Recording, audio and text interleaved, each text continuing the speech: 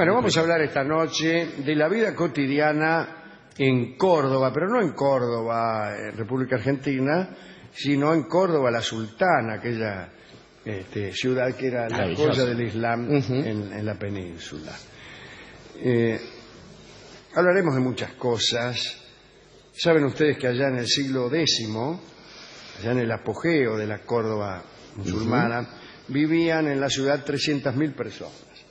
Había 1.200 mezquitas, 900 baños públicos y un plano urbano desarrollado de tal forma que cuando entraron los vencedores cristianos allá en el siglo XV, a finales del siglo XV, respetaron su arquitectura. La verdad es que no había plano urbano alguno. Claro, ¿Qué plano urbano?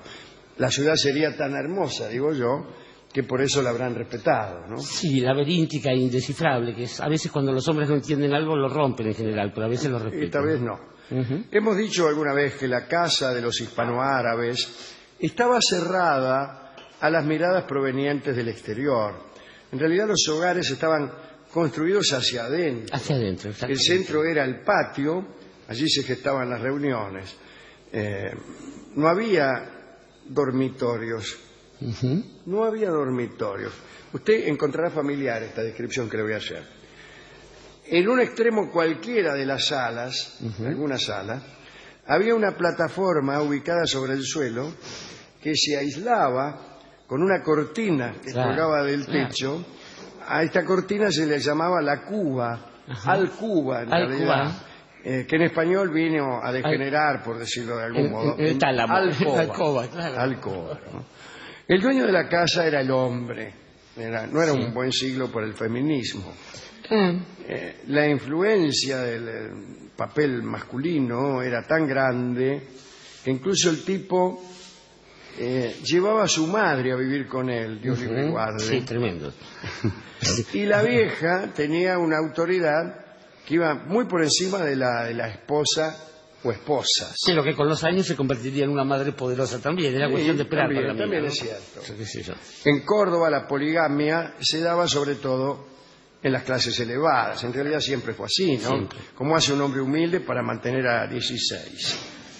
El polígamo antes que nada debe mantener a sus esposas, debía mantener a sus esposas. Sí. Que es lo que no entienden algunos, ¿no? Bueno, el tipo que tiene 3, 4 minas tiene que hacerse cargo de las obligaciones inherentes a la relación amorosa, no importa cuál es. Claro, exactamente.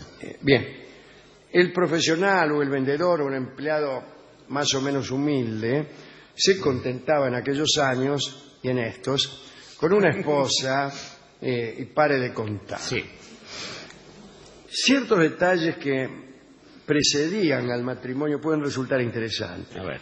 Por ejemplo, era una gran desgracia que una muchacha no fuera virgen. Ajá. Qué curioso, ¿no? Sí, en todos los tiempos. Era difícil casarla en ese caso. Incluso con la intención de cubrirse legalmente, el padre de una muchacha que había perdido la virginidad elaboraba un acto oficial del infortunio. Me imagino yo se presentaría ante una especie de escribano, ¿no? Diciendo, yo te la presté. Siendo las 3:15 de la mañana, etcétera.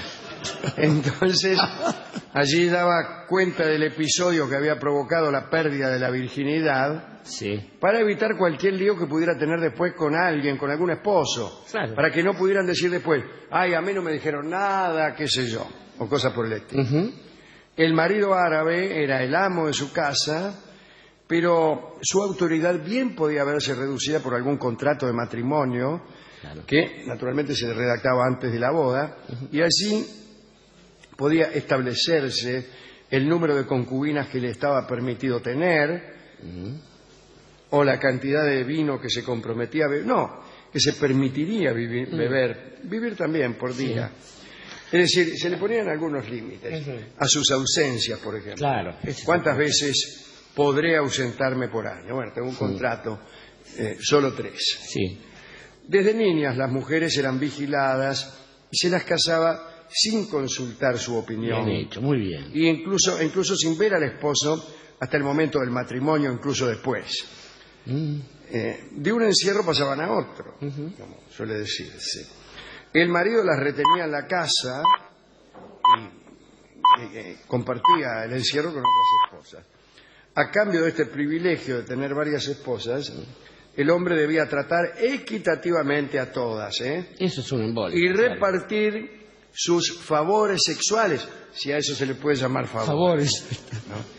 Y hacerlo sin hacer distinción. Y bueno. No. Si la diferencia en el trato era grande, incluso la esposa que se consideraba afectada podía denunciar al marido ante el juez con declaraciones del orden de fulanita liga más que yo. Claro.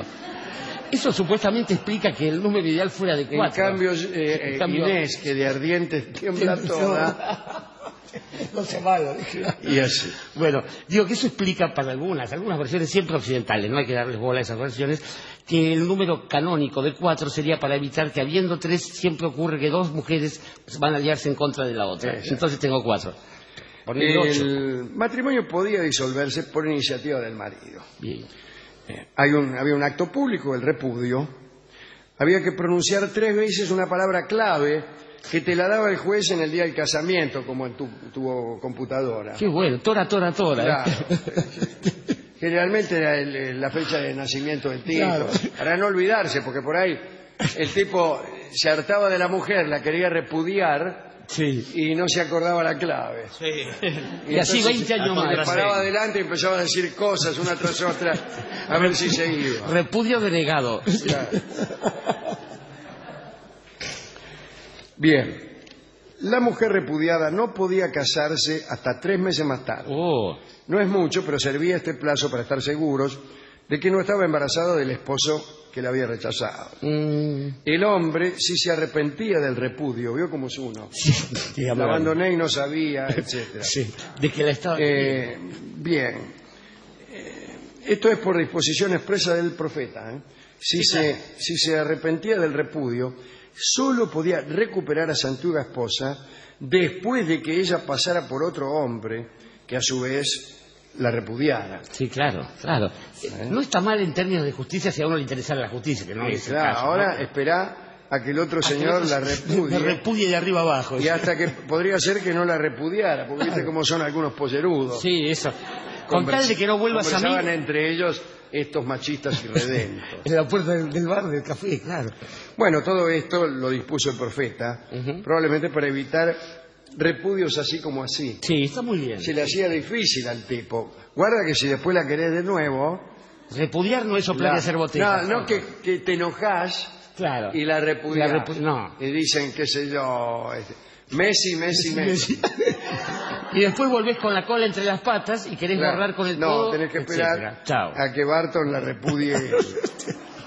Barton. La celebración de una boda significaba una de las pocas apariciones públicas de las muchachas. Y sí, No claro. ya de la novia, sino de las mujeres, de las chicas que no salían a ningún lado.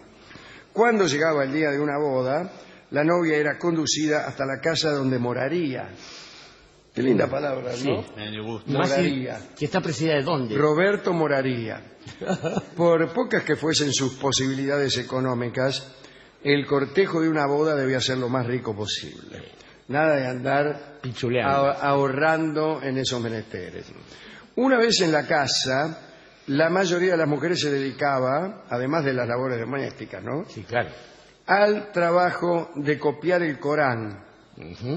Y si no, se la pasaban mirando por los huecos de las celosías.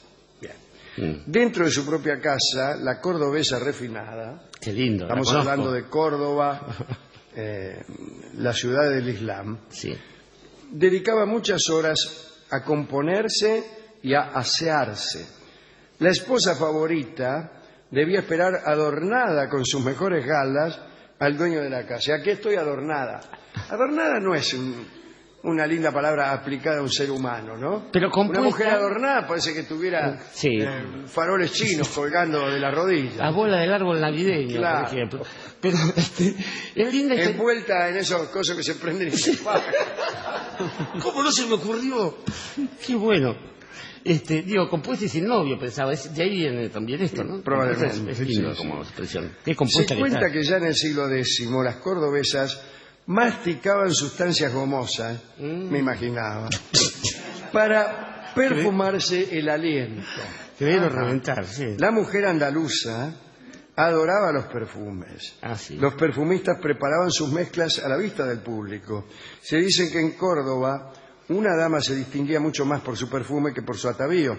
Probablemente porque eran todos iguales. Claro, totalmente. Bien. Hablemos, para terminar, de esclavos y esclavas. Bien. En el mercado, si se trataba de un hombre, el valor de un esclavo dependía de la fuerza física. En las mujeres primaba la belleza y un poquito las habilidades artísticas.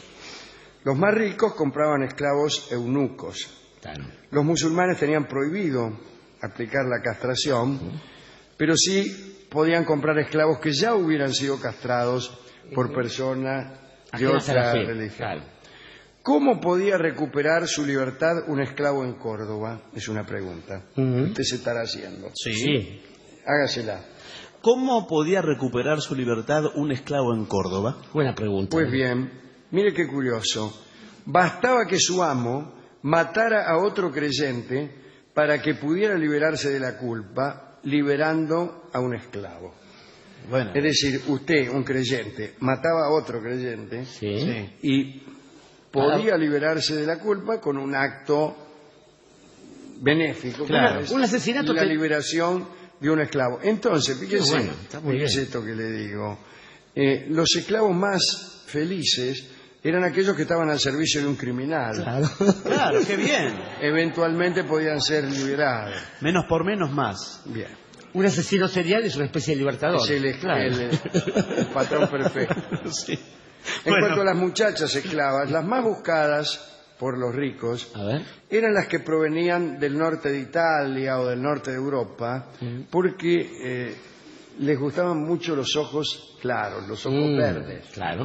Y los piratas sarracenos solían capturar muchachas de ojos verdes para venderlas en los ojos. Digamos, para terminar, que las esclavas de los moros cumplían funciones análogas a las de las hetairas griegas. Entonces contaba mucho la educación, las dotes literarias o lo que sea. Las esclavas formaban parte de la familia del dueño, así que ofender a una de ellas significaba ofender al que le daba casa y sustento. Bueno, no está mal.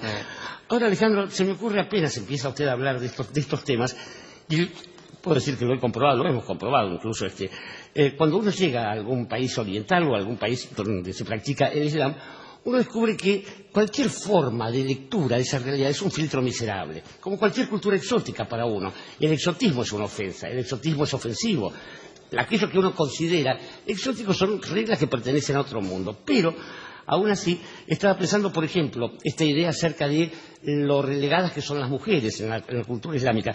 Yo me recuerdo, la primera vez que fui a un país islámico fue Libia, Túnez en realidad, que me decían, ¿qué tanto relegaremos a nuestras mujeres? Me decía mi anfitriona ahí, que le confiamos la educación de nuestros hijos. Nosotros somos aquello que una mujer decide que seamos, hablando del papel de las madres. Y esto que decía usted de la madre también allí. Y otra cosa interesante que mencionó, una de las tareas de una esposa era copiar el Corán. ¿Qué implica esto? Que toda mujer casada sabía leer y escribir. La tinta y el cálamo en esa cultura son el primer deber de un creyente. Cuando un creyente se convierte, lo primero que hace cuando está por convertir a alguien es enseñarle a leer y escribir. Algo debe tener esa fe y esa cultura que a uno no alcanza a entender si le parecen exóticas estas cosas. Pero vamos a lo nuestro, porque hay una cuestión con esto de la percepción. Los humanos estamos tan confiados en cosas como nuestras creencias, nuestros saberes y aquello que miramos. Por ejemplo, cualquiera piensa que uno ve una figura entera de algo y los ojos reciben el 30% nada más de esa imagen. El resto lo construyen. Los biólogos, los neurobiólogos ahora dicen que es imposible ver algo nuevo, que en realidad uno solo puede ver aquello que ya sabe, que ya conoce. Y entonces está la ceguera de atención, que es lo que usan los magos para hacer sus trucos, está la ceguera de conocimiento, la ignorancia de algo como la que tenía Herodoto para hablar de un hipopótamo, está la ceguera de confianza, que es aquella certeza que tiene uno en su propio saber, etcétera, etcétera. O sea que uno casi... Hay también algo que debería ser indagado desde el punto de vista del escritor. ¿En qué medida buena parte de los libros que uno escribe ya están escritos?